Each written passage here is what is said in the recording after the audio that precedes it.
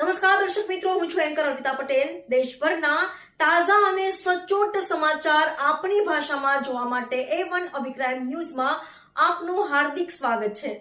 હવે જોઈએ મુખ્ય સમાચાર। ભચાઉ નર્મદા કેનાલમાં એક અજાણ્યા વ્યક્તિનું મોત, ફાયર ઘટના સ્થળે ટીમે પહોંચીને મૃતદેહને બહાર કાઢ્યો। ભચાઉ પાસે આવેલી નર્મદા મેન કેનાલમાંથી આજે એક અજાણ્યા પુરુષનો મૃતદેહ મળી આવ્યો છે।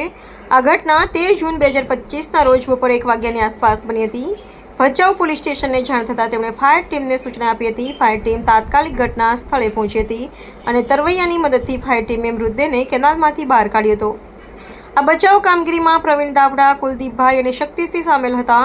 ચિંતાજનક બાબત એ છે કે આ એક સપ્તાહમાં નર્મદા કેનાલમાં ડૂબી જવાની બીજી ઘટના છે। ગત સોમવારે ભચાઉના એક કિશોરનું પણ કેનાલમાં પડી જવાથી મૃત્યુ થયું હતું। કચ્છની જીવાદોરી સમાન નર્મદા કેનાલમાં વારંવાર બનતી આવી ઘટનાઓને કારણે વિસ્તારમાં શોકની લાગણી છવાઈ ગઈ છે। પોલીસે આ મામલે તપાસ શરૂ કરી છે।